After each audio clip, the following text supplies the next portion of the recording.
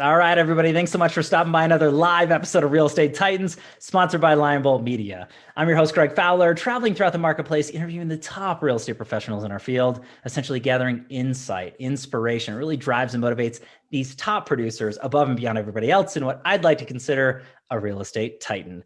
Now, our very special guest and featured titan for today, this is a very special and warm place in my heart, a fellow Coloradan, right in Denver, Colorado, which is absolutely incredible. Jordan Terrell, thank you so much for taking the time, Jordan. It's an honor and a pleasure, my friend. I'm really excited about this one. Yeah, absolutely. Thanks for having me. Yeah, Really cool and to be here. for everybody out there, it's always a special treat for anybody who's kind of tuning in because we're always all over the place with the show as far as different locations, and like I said, I really just enjoy kindred Rocky Mountain spirit that's inside there. So Jordan, without further ado, let's dive into the series of questions. Really, everybody out there in the Titan Nation to get to know you as a man, as a professional, why you do what you do, and the whole story behind it. So let's just start with the first one, which is telling everybody a little bit about yourself, who you are, where you're from, and your path to your career today. Yeah, So I've been in real estate for only 4 years. That's the fun part of my story. Love it. There's a lot's happened in a really short amount of time. I before real estate, I actually was in the nonprofit space. I was actually in church-based ministry in a pastor role for about 15 years, and I grew up in Oklahoma. Then Los Angeles for college and played some sports in college, and eventually migrated to Denver. We always felt that Oklahoma had good people, California had cool things to do, and Colorado had both. So we ended up in here in Denver, kind of picked a spot on the map and landed here. But yeah, it's been a fun journey. I've been here for almost 15 years now, and we love it.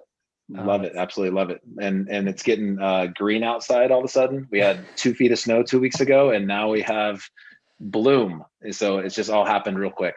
I love it here, man. And to me in particular, anybody who hasn't had the pleasure to visit Colorado, you got to do it. And, not just the winter time for skiing and whatnot, but just these several weekends, or this past weekend, it was 70 some odd degrees and just beautiful blue skies. And I agree. This is my favorite time of the year coming through, Jordan. But I interesting path and process through your life and into bringing you to Colorado, which is incredible. Now, you've had some insanely wonderful success through hard work and obviously who you are and what you do as a practitioner, and really looking at it from the highest of standards in real estate. But I want to rewind that story just a second and go to, what was your initial thought into getting into real estate in the first place with your background and what was going on after you moved here? Why? What was it about it that drew you to it? Yeah, I mean, I think it's the typical. I mean, if you ask any agent, why are you getting into real estate? And everyone says, I want more freedom. I want to make more money. I want to have a more balanced schedule. All these things that are, none of them are true. And Oh my and gosh, no, so I was thriving in another career, um, and I was working a lot, and I just was at that place in my mid 30s, and I just felt like I needed to do something different, and spent a lot of years building things and gathering people, organizing people, networking with people. A lot of years in a leadership role as a communicator, as a and really building community, connecting people together. And I started dabbling in real estate kind of as an amateur on the investment side, thinking, because what I was doing didn't make any money. So if I'm going to ever have any kind of a normal retirement, I better start buying some houses. Wow. Got lucky, and really got fascinated with real estate. So I started studying the investment market, and when I hit that ripe age of 35, I needed to make a jump, and so I jumped in, and it was kind of like jumping off a cliff, and my eyes were just like deer in the headlights. What did I just do? I got 3 kids and a mortgage and a wife, and how's this? And in Denver we have 25,000 agents, and so I thought it was going to be just a walk in the park. And I was really awakened to, this is a very competitive business, and yeah, that there was this transitional moment of like, all right, I got to figure this out. And I started really studying like top producers. I Okay. started watching shows like this and going, what is the common denominator between all these people? What is going to be my focus? What is going to be my angle? And just really trying to figure out who am I and what am I going to do and how am I going to tackle this monster of Denver and this crazy competitive market we have here. Wow. I mean, and Jordan, when you talk about that, there's so many people that are watching or listening to this, and they're thinking to themselves, I do remember what it was like when they jumped off the cliff, right? They took the leap of faith and they left the corporate job, or that they really made that shift and change to be their own CEO, their own boss, right? Motivator for every touch point through business. And but I don't want to put words in your mouth, but I would say that, would you agree that it was a fantastic decision? I mean, that way from your perspective. Yeah, 100%. I mean, it was, because I sit down with people every day. I mean, I actually, I would say I've done I don't want to say I specialize in it, but I've Mhm. done a really good job with helping new agents jump into this business and have Mm, success quickly. And uh, uh, there is no rhyme or reason to what it is that makes this thing work. mm, But it has been a great decision. And for whatever reason, I had the right, I had the right skill sets, the right connections, the right mindset, um, to actually find my way in this business. And it's been amazing. I mm. loved every second of it. And it's a lot of hard work, but Sure. I love the grind. Mm. And yeah, I mean, it went better than I thought. Let's say it that way. Wow. Uh, And you're just scratching the surface though. That's the crazy thing, Jordan. And to give everybody perspective, 4 years doesn't seem like a long time, but ultimately when you're really putting in the work, as you mentioned, and you're a true practitioner in your craft, and you're constantly learning and growing and learning from others, as you mentioned, not just through other shows or conferences or books or podcasts, but really just kind of diving deep into it. And you've had incredible growth, Jordan, and obviously the team, right? So your team has grown. So I guess let's just talk about that. So you jumped in, you were doing your thing. When did the team aspect come in your thought process, and where are you guys at now that way? yeah, well, so month one, February 1st, 2017, got my license. Uh, you know, 3 months prior, I had staff, interns, people working for me. Hmm. And next thing you know, I'm in a cubicle at a brokerage office, and there's 22-year-olds like behind the real desk. And I'm having to go up to their desk and ask them questions and say, "Hey, where do I go to write a contract? How do I write a contract?" Mhm. And so it's this humbling experience. But Wow. uh, for about 4 months of pounding pavement, somewhere in there, I had a lot of time. Mhm. I had a lot of time to think and process and build and kind of come up with my business plan. And before I ever closed a transaction, Mm. I hired a coach, Love that. which was I don't know, that was more of a reactive, like, okay, I've always had a coach. I played sports in college. Mhm. I've always had a mentor. I've always had people that, rather than trying to figure out the hard way, Mhm. maybe I can just go talk to someone that's actually knows what they're talking about, Right. and I can have some advice along the way. And so I hired a coach month two. By month four, there was a week period Mm. where I put 4 transactions together in 5 days. Wow. And that was my first 4 transactions. Mm. And what's funny is these 4 people had no idea that I was winging it. Um, Hey. and so I ironically had a trip planned to Aspen the next week with my family. And I'm driving up the hill up to Aspen from Denver, and I'm like, man, I'm making more money than I've ever made this week. It's like everything's Wow. already closed in my head, and I'm like, life is so good. And I get there, and then I just get just pummeled Mhm. by this things that follow going under contract, Mhm. which is negotiations and inspections and problems and confusion. And I don't have any idea what I'm doing. Sure. And so I'm on my phone the entire week, and my family's out playing in Aspen and hiking and riding bikes and doing all the fun things you do in the mountains in the summer in Colorado. And Mhm. I was so frustrated. So Wow. as soon as I got back, I hired an assistant. And Okay. so that's when the team started. This Wow. team started because I realized I couldn't do this on my own. The thing that I realized and learned when I was in my previous profession, I was able in that world. I started as a solo person, but when Mhm. I left, I had three different teams. I had three different managers that operated those teams. I had a team of interns that were kind of churning each year, and we were kind of moving them into different parts of our ecosystem. Mm. I learned what it was like to really do one thing really well. Wow. And the second that there was something that I couldn't do efficiently, I hired somebody. And so I quickly started that same process, and I think it gave me an edge. Yeah. And Huge. so yeah, that was the beginning of the team.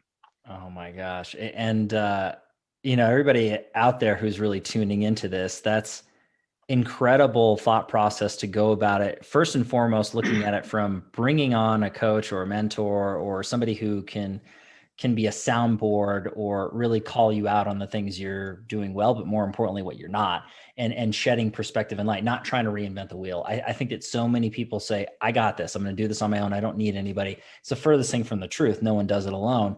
And secondarily, when you came back from Aspen and looking at it, immediately bringing on that piece of the puzzle, huge. It's a game changer. And the conversations that I've had over all these years with the 100 million $1 billion productions and teams and anybody, individual producers, they're looking at leverage points, exactly as you Mhm. said. Like, hey, what is my highest and best use of my time, and who can I bring on, a person, a system, or a piece of tech that's going to allow me to utilize my strong suits, bring in immense amount of revenue and growth, but not being bogged down by all the other moving parts to get the transaction done. And you did that 4 months in. I mean, that's Yeah. incredible already. So keep going. So what are the next steps and paths? Well, And I was just going to say that what I was processing while I was at Aspen is, if I wasn't in Aspen, I would be bogged down in the office Hmm. and I wouldn't be producing. But if I wasn't bogged down with this work, I would be out making more deals come together. Hmm. And so really the math in my head is, okay, what do I need to pay an assistant? Hmm. At that time, we were small enough that I couldn't really justify paying someone much more than 17, $18 an hour. And Sure. so we're looking at 30, 35,000 in a year. And I'm like, Mhm. okay, that's three deals. All right. So I need to, this person needs to free me up enough to do three deals. And if we do three deals, we break even, and at least my life's a little better. Yeah. Um, so it's a win-win, and it was a kind of a no-brainer. I can do three Mhm. deals with some leverage points. And what ended up happening is, over the next 6 months, I did about 30 deals Oh my gosh. Sure. in my first like 6 months. And so I love it it. exploded, right away. Mhm. And by the end of the year, I realized that uh, there were some other things in the business that I wasn't good at, Mhm. and Yeah. I needed to backfill and get even more hyper focused in my lane. Hmm.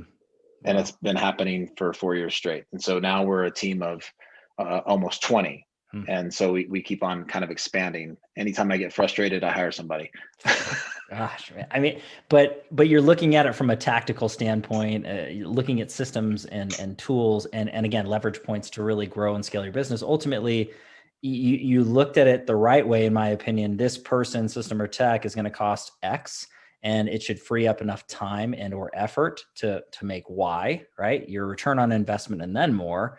And ultimately, you're going to have a better quality of life, because a lot of the people that they keep taking it as you're doing, they start to generate more time. That doesn't mean that they have to double or triple down in their business. That means that they can get a little bit more of their life back, so that when you are in Aspen, you're in Aspen. Mhm. Do you know what I mean? And I think that that's where people look at balance. And I think Jeff Bezos, I think he based it off of harmony. I think he doesn't necessarily like the word balance or work-life balance. It's this, if you're happy with your work and your production and the team, and it's giving you energy, and the same thing with your family and your business, because balance is truly an illusion. That means you're taking something away to give something else. So I like Right. his quote as far as harmony in business and life more so than anything, but I think it does give you that. So Jordan, I mean, obviously with your successes and continual growth, and we're just scratching the surface, but the second question, really, everybody enjoys getting to understand the best and brightest and how they've really done it. So, and you've already shared incredible knowledge and basis and nuggets right off the bat. But if you could look back at your career thus far and pinpoint, a few things that you added to your business that helped you really take it to another level, that you really saw the needle move in a positive, that you haven't already shared, what's that look like for you? What advice would you give anybody watching or listening, new or seasoned? Yeah, I think, I think leverage is a big one. I see way too many agents doing things that they're not good at, and they get so caught up in the idea of being cheap that they do things that they're actually not qualified to do, and it slows them down and bogs them down. I think that's one thing. I think another thing that's been a huge game changer is being willing to find ways to grab market share. I mean, we as a new agent, there's this mentality that the only way to grow your business is to talk to your friends and family. Well, you're going to run out of friends and family really quickly. On top of that, you're going to abuse your relationships, and more importantly, your friends aren't going to use you just because they like you. They're going to use you because they actually believe that you're competent. And so I chose at an early stage not to market to my friends and family. And I had a huge network here in Denver. Wow. What I did instead is I decided to go outside of my sphere. I believe there's about 40% of buyers and sellers that don't have an agent. The other 60 are married to them. Like, you can't even cross that boundary. And so there's 40%. They're either relos, they're millennials, they're empty nesters, they're their agent retired, died, whatever. There's people, middle-aged, that they had a horrible experience.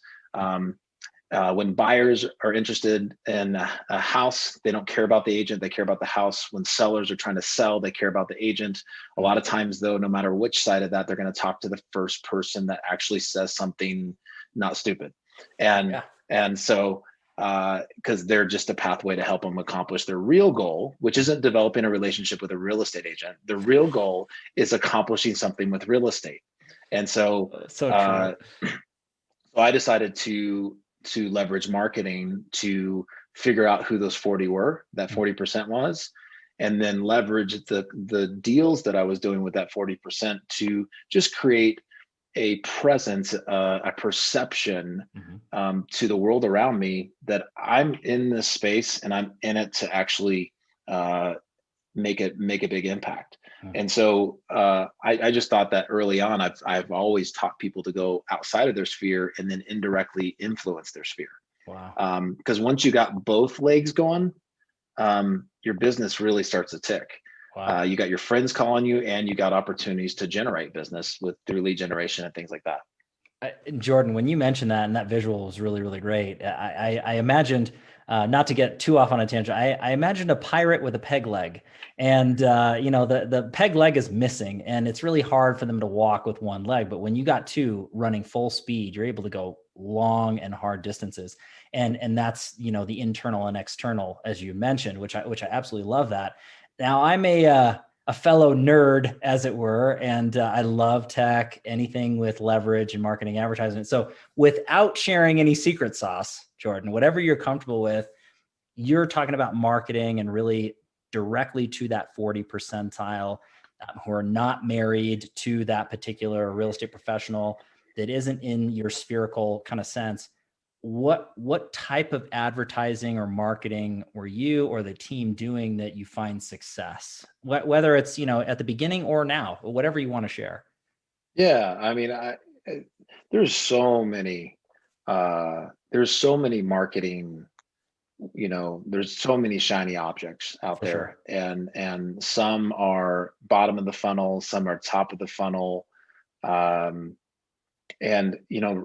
at the end of the day, whatever it is that you do, if you just work it Mm. and actually be faithful with it, you actually probably see a result. And if you don't, you move on. But I think a lot of people, they want to spend money and see an instant result. Mm-hmm. And man, at the end of the day, you just have to be faithful with it and invest in it. So we do, pay-per-click marketing. We do, what's really working well these days is Google listing services or Google local services, and Mm-hmm. really working the Google angle right now. You know, and there's a lot of people that have a lot of big problems with the big portal leads and whatnot. And I've always seen that as an opportunity to gain market share. We take really good care of our clients. So I don't care how we get to the client. If we're going to interact with them, we're going to develop relationships with them. Sure. And so I guess just a tangent on that for a second. Yeah, I love it. From a young age, whether that be middle school, high school, college, or even when I worked in the church, like my whole life is always centered around gathering people and connecting people together. Hmm. And so our tagline for our business is, we're a community company that happens to sell real estate. Wow. So we're a community company. We connect community. We build communities. Love that. We are always trying to, like, if we sell multiple homes in a neighborhood, we're connecting those families. We're throwing neighborhood parties for all of our clients in that neighborhood and inviting all the neighbors. Yeah, there might be some selfish marketing in there, but really the bigger win is seeing neighbors actually doing life together and connecting and like exchanging numbers and going, because what makes a home isn't backsplashes and countertops and cool cabinets. What makes a home is community, is having connection with the people around you. And so we do housewarming parties after every time we close. We knock on all the neighbors' door. We say, come meet your new neighbor. We got booze, we got ice cream for the kids, food trucks, whatever you want. Wow. Because we're trying to connect people. Sure. And so however we get, whether it's pay-per-click or Facebook marketing or sign calls and, using all the different tech. I mean, there's so much good tech. It just comes down to, are we willing to use it? Right. And be faithful with it. We got really lucky early on, and brought in a guy on our team. He's really a VIP to us, but he's our inside salesperson. So he's our ISA. Love that. And we've grown that team. So we actually have 3 ISAs now inside. And so our agents don't actually interact with leads until they're at appointment stage. Beautiful. And so we have a team of people. All they do 24/7 is nurture, communicate, and they're doing role plays on the inbound lead stage, and then our agents are doing role plays every morning on what does it look like to take an appointment to a close. Wow. And so we're constantly role playing, and if this team is doing well and this team isn't, we got problems. And if this team is doing well and this team is not, then we got problems. But if we can be in synergy, and then there's a third leg to that, we have an admin team. Okay. And so that's why culture is so important to us. So we do lots of parties and connection, and because they all have to like each other, because they need each other. Yeah. And so it's quite the dance around here. Oh my gosh, Jordan. I mean, you're dropping bombs. And when you'd mentioned just that process of really engaging with the community and putting people together, it is a people business, and that's a true statement at the end of the day. But no marketing or advertising or presence that's out there, in my opinion, it's useless without the back end. And you had mentioned it and broken it down for ISAs, or inside sales associate, for anybody who's not familiar. And when you're taking it to that point, there's no such thing as bad leads. There's only bad follow-up. And then you could say the fortunes in the follow-up. And that equates to cold, warm, or hot referral leads. It's all about following up in a proper way, touch points. And you had nailed that down from 1 to now 3. The value in it too, and I have these conversations every day, it's not about massive amounts of leads. It's really scheduling the appointments with living, breathing people. The thing is, you alluded to it earlier, it doesn't necessarily happen overnight. It takes time to develop the brand and really market yourself and bring that in. But once they're in, then what are you doing with them? Not just building a pipeline or a database, but then looking at it from the standpoint of saying, okay, we're qualifying, we're communicating. Our team, very specific, their time is best spent, their highest and best use of time is out there with the client, negotiating transactions, really getting the deals done. It's not scrubbing leads and following up for months and months and months and getting rejected over and over or ignored, right? So you set things up beautifully. And Jordan, I can easily say this because I have conversations with producers all over the world. You're so far ahead. Like with what you just said right there, you're so far ahead. It's not even funny. And why I'm honored to have you as a Titan, because that right there is game changing for people's businesses. If they just figured out a way to bring in leads from any source that comes down to it, having it into a full nurture follow-up, whether it's inside, outside ISA touch points, and then convert those over to appointments, that's going to make a big change in revenue. And everybody wins with more revenue coming in the door, and you're helping more families, as you mentioned. But I love that. I love what you're saying, Jordan. And again, I still think there's so much more that you can share and give in your knowledge. You're sharing the little bits. I want to encourage anybody who's watching or listening to this to please follow Jordan and the team on every social media platform, engage with their content. This is a true pro. And I do want to mention out there to anybody who's watching or listening, I would highly recommend anybody who is looking for a solid, incredible referral partner in the Denver, Colorado area. I mean, Jordan's your guy. Please just reach directly out to this man. I mean, if you're listening to what he's saying, he knows what he's doing above and beyond in a super short period of time, which is absolutely incredible. But Jordan, is there anything else you want to add or anything else you want to say? I mean, this has just been great. It's been a pleasure.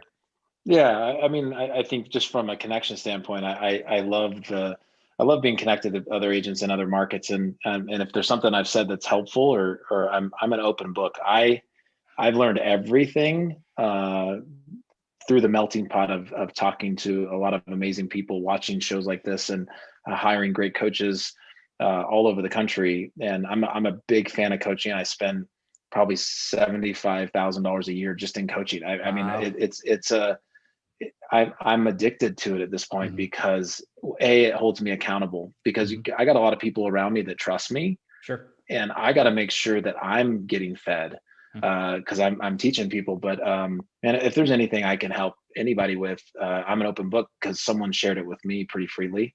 Wow. But yeah, what we're growing. I mean, we've doubled every year over year for 4 years, and I know that's got to stop some point. Don't say that. Don't say that, Jordan. Well, it's above and beyond. Sky's not the limit. Sky's the limit. It's above. Come on. Yeah, we're having fun with it. We're really blessed out here. Just the way things have gone. We have some really, really great agents and people on our team. So I pinch myself every day by it. Wow, man. I mean, hey, it was an absolute honor and a pleasure. I really enjoyed just our conversation, get to know each other this way. And again, a fellow Coloradan, that's always a good day in my book. But Jordan, I do need to dub that you are an official real estate Titan. That's a badge of honor you can wear forever. No one will ever take that away from you. But thanks so much, Jordan. It was an honor, my friend. Absolutely. Yeah, thanks for having me. Really appreciate it. And everybody as well, thank you as always for your time and attention, your love and support. If you like Hear It With Your Real Estate Titans, don't forget to subscribe and like. You know what to do at this point. I do need to give our sponsor, Limebolt Media, a quick shout out. If you are in the real estate space and you're looking to grow and scale your business on the digital end, lead generation, nurture, brand awareness, and massive amounts of exposure, they actually have a free mini course. If you just go to limeboltmedia.com, click on free mini course. It's about 55 minutes long. It deep dive into how to grow, scale your business. A lot of stuff that Jordan and I spoke about, which is awesome, but check that out for sure. We are live every Tuesday afternoon, a different Titan, a different location. We'll catch everybody in the next live episode of Real Estate Titans. Take care. Jordan, thanks, man. Appreciate you. Absolutely.